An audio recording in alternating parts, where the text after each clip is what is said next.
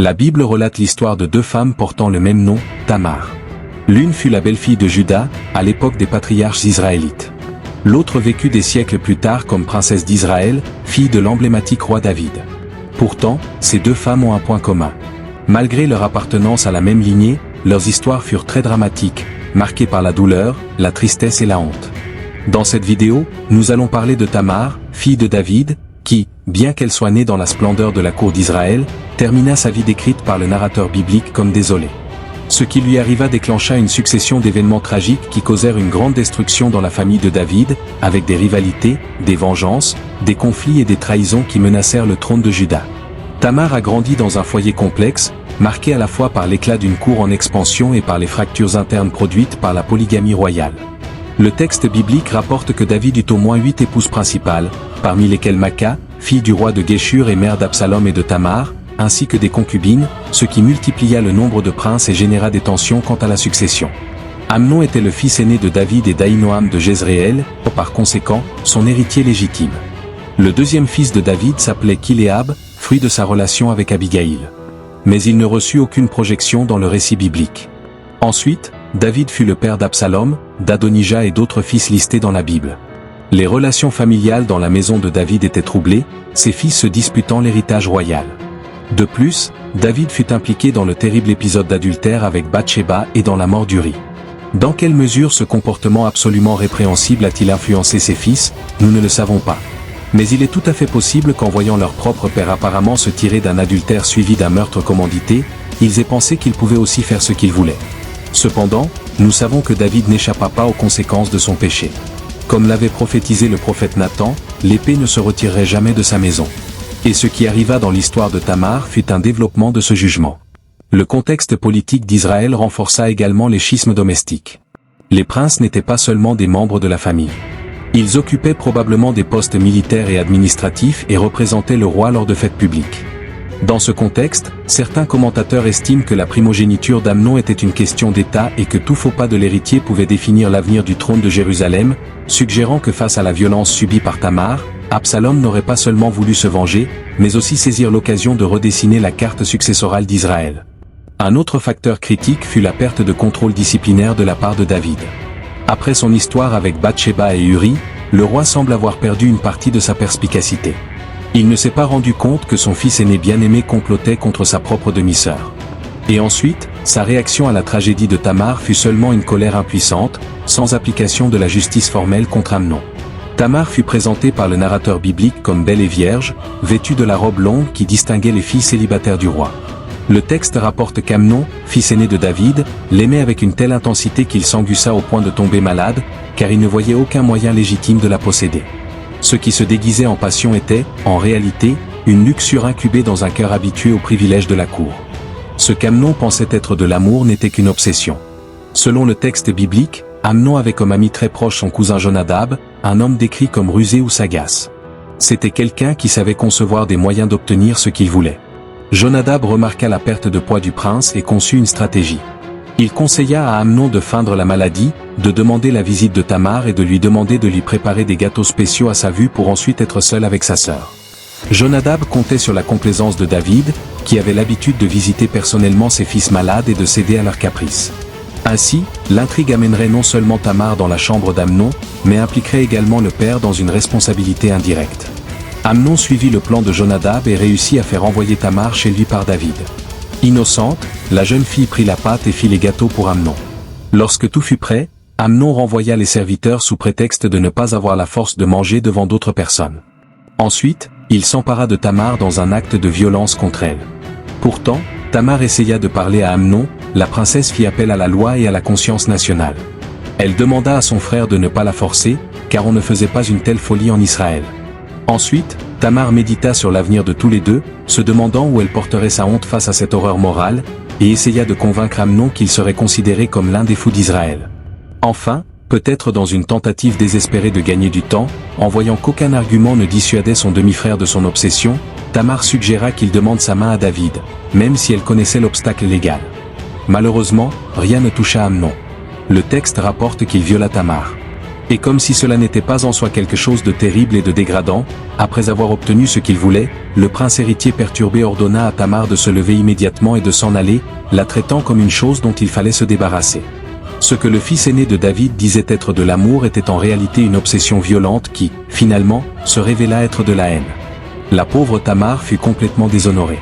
Alors elle déchira sa robe royale, se mit des cendres sur la tête et sortit en criant, dans un geste qui démontrait un grand deuil et une grande indignation. Dans ce contexte, Tamar rencontra Absalom, qui comprit immédiatement ce qui s'était passé. Sa première attitude fut de demander si Tamar avait été avec Amnon. La question d'Absalom révélait que l'obsession d'Amnon n'était plus un secret à la cour d'Israël. Ensuite, Absalom conseilla à sa sœur de se taire pour l'instant, promettant une justice future.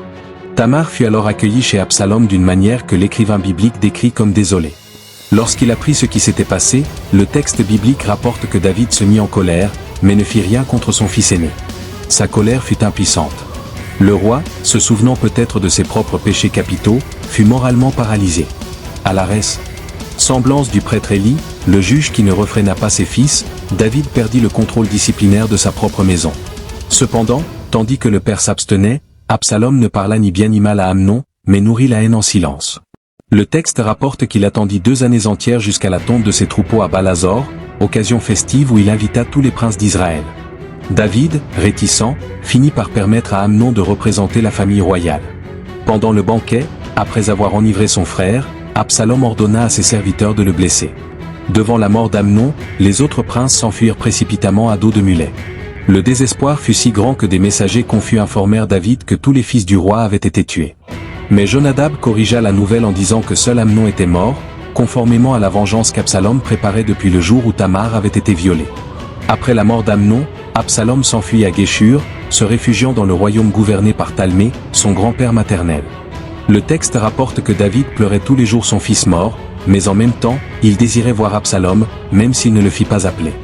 L'épée prophétisée par Nathan s'enfonçait plus profondément, car le roi, coupable d'omission, se trouvait incapable d'appliquer la justice sans admettre sa propre faillite morale. 3 ans plus tard, Joab remarqua que la nostalgie du roi minait l'administration du royaume. Il prépara alors la mise en scène d'une parabole sur la miséricorde, extrayant de David la promesse d'impunité pour un fils homicidaire. Lorsque l'intrigue fut révélée, le roi céda, permettant à Absalom de retourner à Jérusalem, même s'il ne pouvait pas voir le visage du père. Le pardon fut donc politique, pas pastoral. Il rétablit la présence du prince au palais sans soigner le traumatisme familial. Pendant 2 ans dans cette situation décadente, Absalom cultiva son image et son influence. Il était le plus bel homme d'Israël, avec des cheveux qui pesaient près de 2 kg lorsqu'ils étaient coupés annuellement. Avec le temps, Absalom obtint la permission de voir le père, mais cette réintégration ne résolut pas les failles persistantes à la cour israélite. Au contraire, Absalom se posta à la porte du tribunal royal, offrant une justice sommaire aux plaideurs et répétant son désir de pouvoir juger cette terre. L'auteur biblique rapporte qu'Absalom volait le cœur des hommes d'Israël, une critique voilée du roi qui n'avait pas fait justice à Tamar, ni puni Amnon. Quelque temps plus tard, le prince Absalom se rendit à Hébron sous prétexte de payer un vœu, et là, il se proclama roi. David hésita à affronter son propre fils et s'enfuit de Jérusalem avec ses serviteurs fidèles, tandis que d'autres hommes très influents et une grande partie de Juda adhéraient à l'usurpateur. Le viol de Tamar, par conséquent, généra non seulement la mort de l'héritier naturel de David, mais le premier schisme politique de sa dynastie. Absalom démontra à Israël sa position de pouvoir, humiliant complètement la maison de son père. Il prit même les femmes de David devant tout le peuple. Mais dans la suite de l'histoire, la troupe improvisée de David, commandée par Joab, mit en déroute l'armée d'Absalom. Le prince, chevauchant sa mule royale, resta suspendu par les cheveux à un chêne épais et fut transpercé de dards, malgré l'ordre explicite de David de traiter son fils avec douceur. Une fois de plus, le jugement annoncé par Nathan se réalisait. Un messager apporta la nouvelle de la victoire à David, mais en apprenant la fin tragique d'Absalom, le roi transforma le triomphe en deuil, disant qu'il aurait préféré mourir pour son fils. Joab dut avertir le roi que sa tristesse démoraliserait les survivants et ruinerait ce qui restait de l'autorité royale. Ce n'est qu'alors que David s'assit à la porte pour recevoir le peuple. Cependant, le retour triomphal fut tardif et il y eut une instabilité entre les tribus israélites. La honte de Tamar avait éclaté en fracture nationale. Le péché domestique n'avait pas seulement brisé la famille de David, mais avait presque ruiné toute la nation. Le texte ne mentionne pas Tamar après cette histoire, mais son état de femme désolée resta une blessure ouverte à la cour. En résumé, Tamar fut violée. Amnon et Absalom furent assassinés, David était honteux et Israël presque divisé. Ainsi, Tamar fut non seulement victime d'un crime odieux, elle devint l'épicentre d'une crise qui déstabilisait la dynastie davidique et révéla la profondeur du péché humain. La honte que la princesse portait sur son corps résonna dans la honte politique d'Israël. La triste histoire de Tamar pointe vers le principe de la doctrine de la dépravation totale, illustrée par le fait que même l'homme selon le cœur de Dieu, non seulement fut un pécheur, mais transmit aussi aux générations suivantes des impulsions désordonnées que la loi ne put contenir.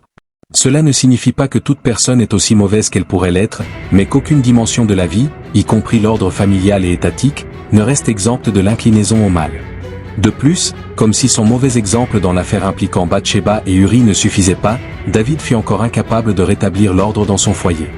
Il perdit l'autorité pour discipliner ses fils et le résultat fut tragédie sur tragédie.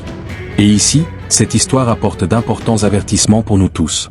À l'exemple de David, les parents, les pasteurs et les leaders doivent savoir que là où il y a duplicité morale, les nouvelles générations apprennent à banaliser le péché.